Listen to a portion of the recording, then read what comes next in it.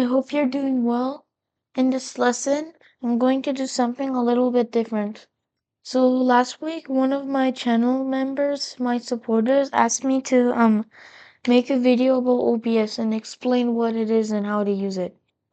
So for today, I'm going to use OBS for our fellow channel supporter. And anybody else who wants to learn it, this is the video for you guys. So let's get started. So first of all, where do we even install OBS and what is OBS? So I'll start with that. So first, OBS is a broadcasting software. It stands for Open Broadcasting Software. So basically it just like records videos and stuff, and basically you can just record stuff, stream it if like you are like a gamer or like someone who talks with other people online, like those YouTubers. You click start streaming. You have to do some setup first though, and then click this and then exit. Now, enough talking about the what it is. So now, how do we even install OBS? So we click Microsoft Store here. Now we enter OBS. There.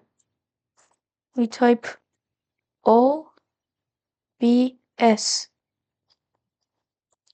Now it says OBS Studio, so this is the one we want to install.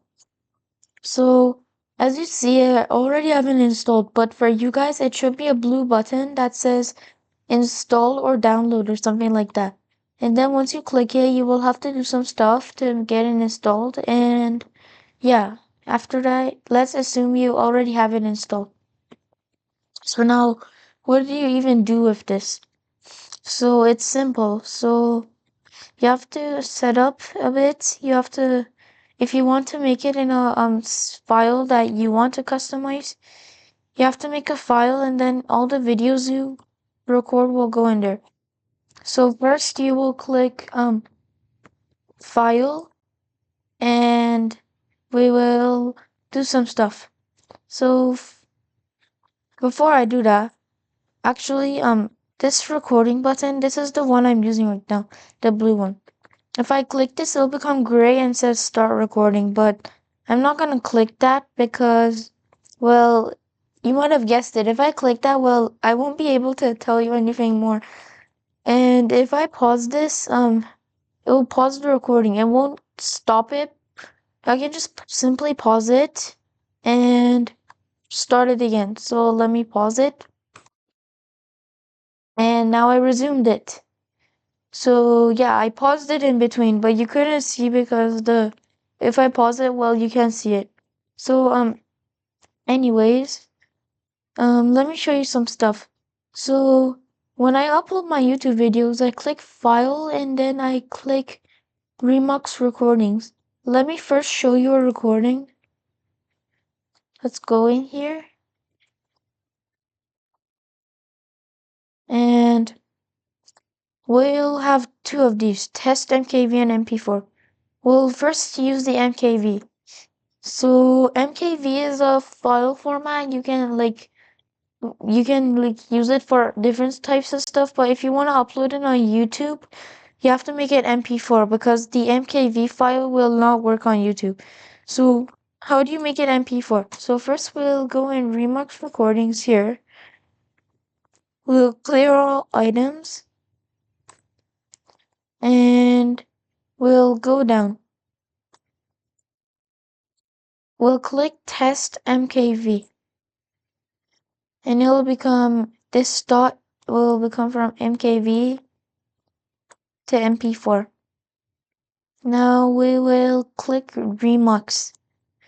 Now it says recording remuxed. Now let's take a look here. Now as you see, there's another test MKV, but it says MP4 file. So we will turn that into MP4. Okay. Now, what else are we supposed to do here? So it's basically simple. So after we remux it, there are some stuff I want to show you. So if you click exit, it will exit from OBS, but I don't want to do that because I will stop the recording. So that I don't want that to happen. So there's a few stuff. There's this settings. You can pick your theme. You can do R key. Let's see what this looks like. As you see, it sort of changed the like the style.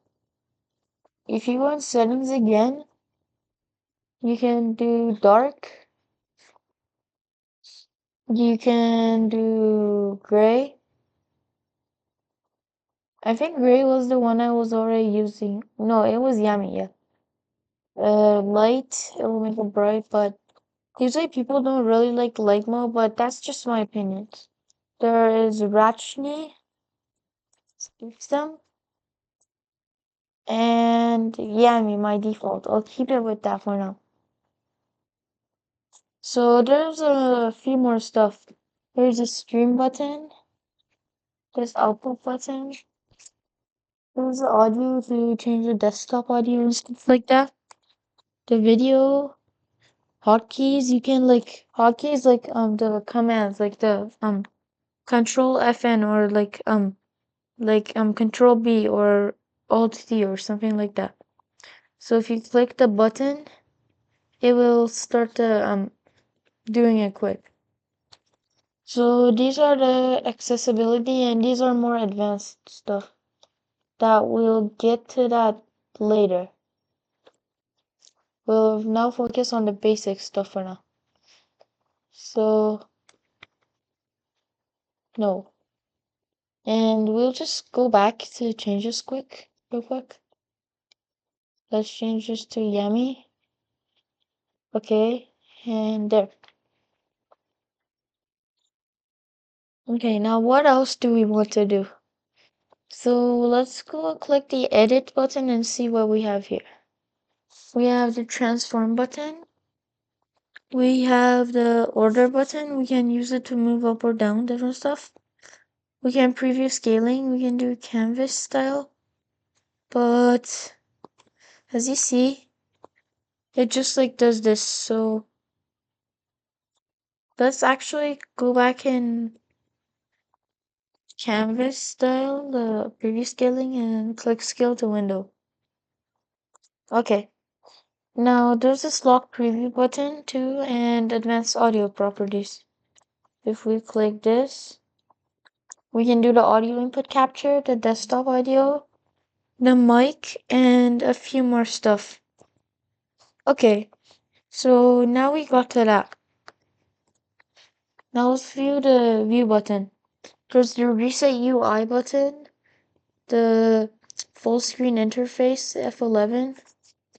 As you see, you can do either Alt Enter or F11. That will just enter. But for OBS, you can do F11 and enter. But hey, you might be saying, hey, F11 is connected with some commands and stuff. How do I disable that?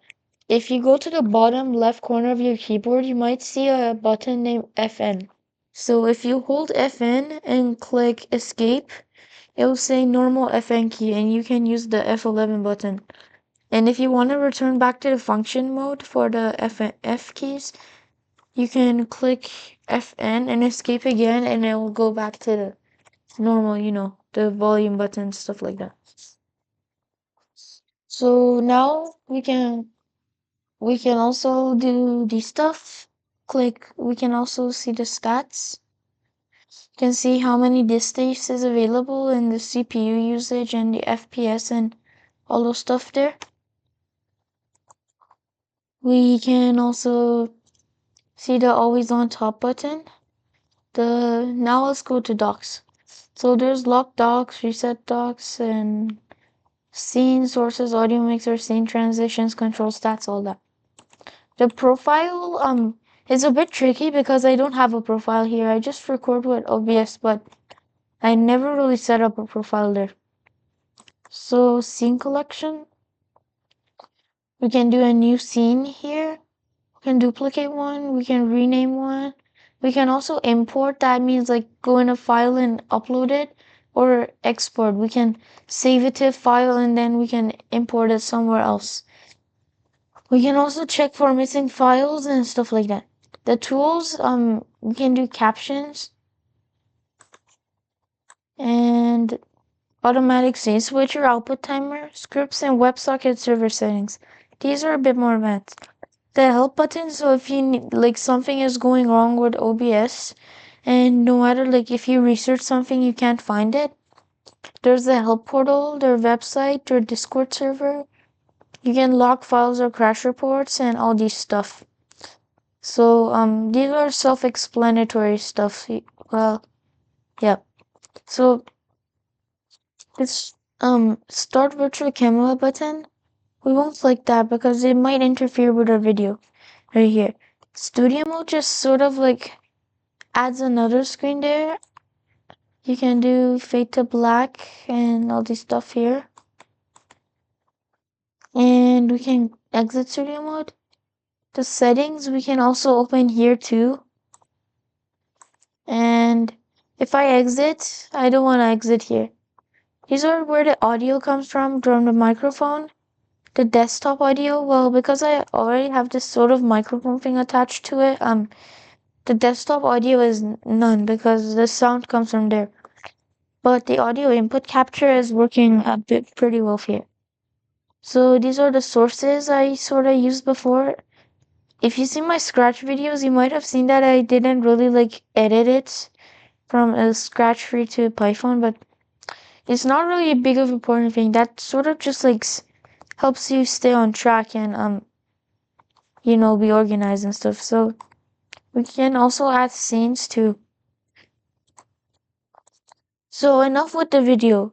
I hope you enjoyed today's basic lesson about OBS. And in the future, I might make more advanced videos about OBS and more features you can use and more settings like that. And until the next time, have a great day of learning. Goodbye.